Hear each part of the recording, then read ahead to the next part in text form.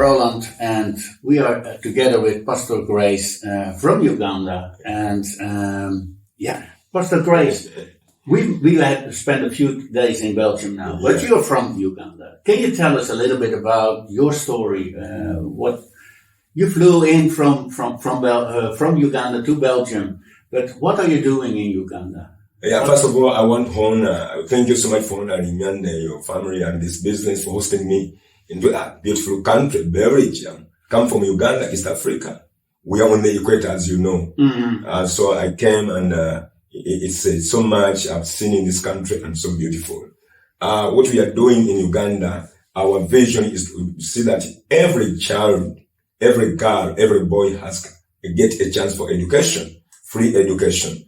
We get children from the streets, from the camps, from the villages, poor villages, and also from the drugs, because so many children cannot have a chance for education.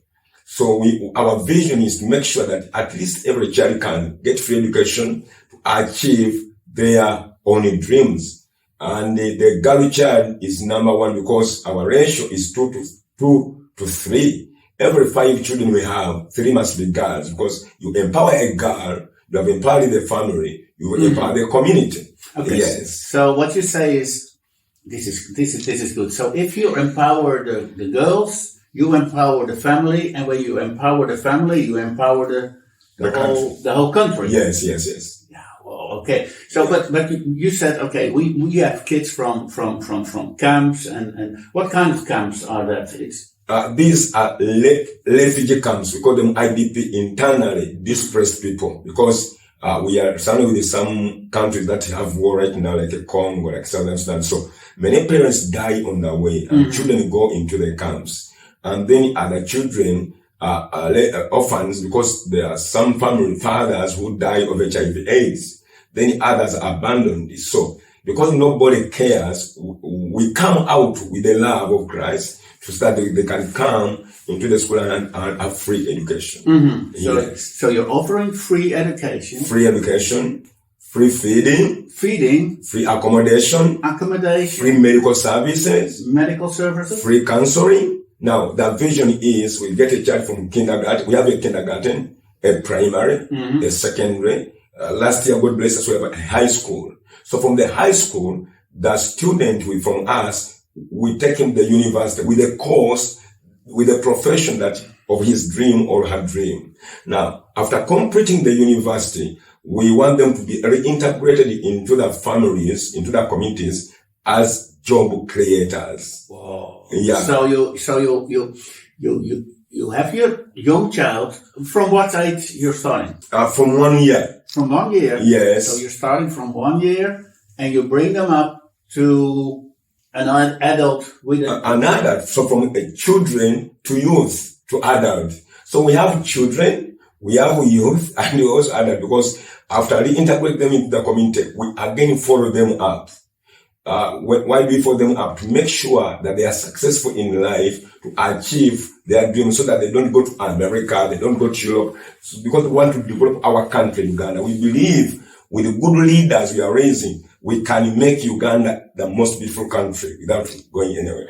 So I'm really thrilled that this is your vision, because you are taking care of your country. You are taking care of the people in your country, the children in your country. And the communities. And the communities. Yes. Now, I want to tell you why we do what we are doing. I was born in 1974, in the days of Idi Amin Dada. Those days, Uganda was almost out of the map, because there was a lot of bloodshed. So I was born in a poor family. My father died. So I had no chance for education. And I had big dreams. I wanted to become an engineer. I wanted to become a doctor, but all the dreams died.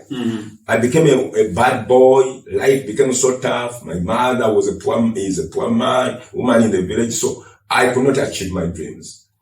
let alone I became a bad boy. I ended up in the prisons, suffering. But let alone, after God remembered me, I said, children should not suffer the way I suffered. Mm-hmm. Because of the suffering I grew up with, I don't want other children to suffer the way I suffered, because there was nobody to care for me, to give me love for education. So that's what we are doing, If you want to understand, my wife grew up, is also a total orphan.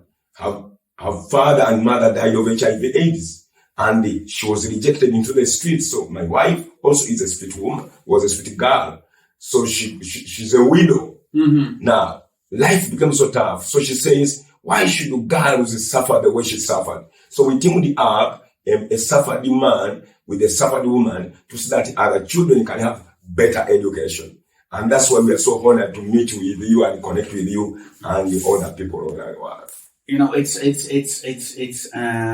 great. Well, it's not great, but that you are suffering a lot, and you suffered a lot, and your wife suffered a lot. So you know what those kids are going through. Yeah. And that's why you want to. So we are helping because we understand what it takes somebody to suffer without food. We used to go without food. In Uganda, as I'm speaking now, there are some communities which cannot afford food. Mm-hmm. There are some communities which cannot afford even $50 for entire month. Now, those people cannot go to school. What they do, they send their children to early marriages. We have less children. When you come, you are going to see. We have rescued a big number of girls from early marriages, 13 years, 14 years. Because men can sleep with girls and the families send their girls to marriages because you are not studying, you are not doing nothing. So a girl in Uganda is a property. You are sold into marriages. But then these girls have their dreams. So we come out. Mm-hmm. Now the parents ask you, Pastor Grace, our girl is said here, we should get married because she's not educated. We have no money for school. There, we tell them, no, free education is here. That's why. I remember you said earlier. You said they even can't spend $50 on food. You said it's so they cannot even manage to acquire $50 because in Uganda people work on hands-on. Mm-hmm. Many people are digging in the villages. They are digging now. So it's difficult to receive money and it's easier to release money. So you find that people, they just survive by digging on their home and they cannot get money back because they dig the herbs, they dig the potatoes, mm-hmm. They're able to have something to boil into the water and eat, but then the money for education, the books, the clothes, the uniforms, that's the difficult thing. That's when we come in. Okay. So let's talk about some money. Let's talk about money because yes. With money, if we see money as money and we can buy expensive watches or cars or whatever, we can buy luxury things. With money, we can save children. With money, we can save children, and yes. that's so great. So, Pastor Grace, can you tell me how much dollars do we need to feed one child? If someone is to feed a child in our project, you need $5.8 to feed a child per month. 5.8. So that's not even $6. No, $5.8. So $5.8 we can feed one child. One child for a month. Yes. Okay, so that's, okay, but this is important. So yes. $5.8. How many money do you need for a school uniform? We need a school uniform. I'm going to first speak it in Ugandan man, then I can translate it. A school uniform cost 150,000 Ugandan shilling. Mm-hmm. That is $4.2 for a child put on $4.2. $4.2 for a uniform? Yes. And which is great because if they have a uniform, they're all equal. There's no. Yes. Maybe you can have a little bit. Why the uniform? Uniforms is very important because remember that children come from poor backgrounds where there is inequality, where the poor suppress the rich. Now, if they are not in uniform, your cloth is not good like mine. So want them to be uniform so that they are able to encourage to go to class whereby everybody looks, we are putting on the same place. So it's very important. It's very important equality. For equality to have a same uniform, same dress, same trousers, same shoes, so that children know we are the same. We are in the same category. This is so great. Okay, so we need let's say $5 for a uniform. Yes. We need $1, $5 for feeding. For feeding a child 1 month. Month. We need, what else do we need? You need schools. We need medical care. We need shoes. We need books. We need books for the children. So if that dollar came with a 5.8, then like another $2, then a child is able to study very well and achieve their dream. So if we say for $20 a month, $25 a month, you can do so many things. $20, $25 per month, we can do so much, and everybody will get education. So that's free food, free education. Let me tell you, we employ qualified teachers from the university. We have the best staff. Right now we have 68 staff, 68, based from universities, because we want our children have the best education. Remember that in Uganda, that when you go to the best school, that's when you get a good job. But you speak good English, you have good skills, you have good outstanding character. So that's why we hire qualified best teachers, best nurses. We employ the best. So these kids are very lucky. How many kids do you have in your? We have 982 kids. Sorry, 900? 982. We have the entire village. 982. 982. Yes. And you are started from nothing. We start from nothing. Nothing. I told you I was a sweet boy. I just had the voice from God. From nothing. We started from nothing up to where we are now. And let me tell you, we are looking, we have a vision called Vision 2030. It's empowering and sustainability. So we are looking at sustainability. But by 2030, we are believing God for a vocational skill institute, whereby we are going to take children into vocation, acquire a skill like a bricklaying, metal works, hairdressing, media, so that when a child lives with us, he has a skill to do in the community. Now, good news. In the future, we are going to be with you. We are going to start a Christian university in Uganda. It's going to be called Christian University of Innovation.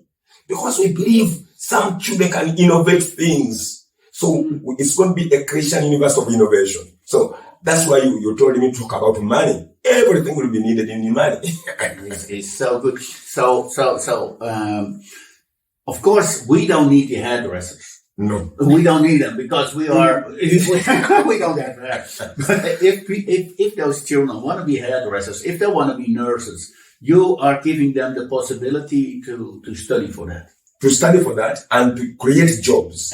Instead of someone going in India, in Dubai, in America, because they are running away, they have no jobs. Now, these people are going to give them jobs, and these children are going to have their own income because they're working. Do you know the good news? They will come back in the ministry and support the project. Because they have been passing there, they know that grace, they know what we are doing. So they are going to be my number one sponsors and donors. So, Pastor Grace, I'm sure your president must be happy with you.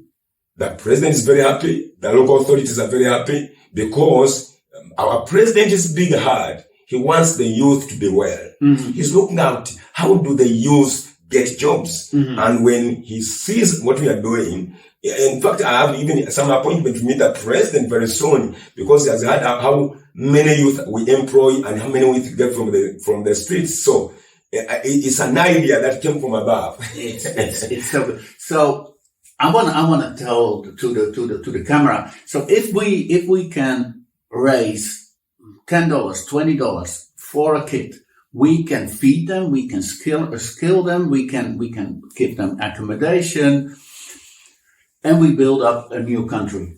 Which is great. So, okay, now a little bit of economics. if we do something with root, and we talked a little bit about root brands.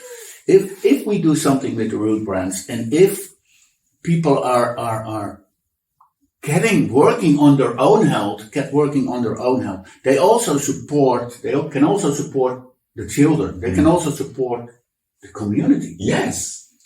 We call that one killing two birds with one stone. Yes. As you help yourself to be healthy, let me tell you, people who are watching us, your health is more important than whatever you are doing. The dead don't drive car. The dead don't enjoy the football, the sports. The dead don't enjoy the cheese. That's why we need healthy bodies. God wants us healthy. That's why you need a root, because the root gives you health. But look at me. When you buy any item from a root, then you are sponsoring children to become president of Africa tomorrow. It's killing two birds with one stone. This is so good. So thank you, because we're running out of time. Yes, thank you, Pastor Grace, for this great interview, and I'm coming to Uganda. Brother, I want to appreciate you so much for believing in our vision, and please, you can take as many people as possible to come and visit us, but then people buy root products. You can see this partnership. This man and his wife, they have a big heart to see. You come to the graduations, we're going to see children who are on the street becoming doctors, engineers, midwives, because of the partnership. Multiple ministries with Roland and his wife Anne. It has been a blessing meeting you. Yes. Thank you for having us and having people. Thank you. Amen.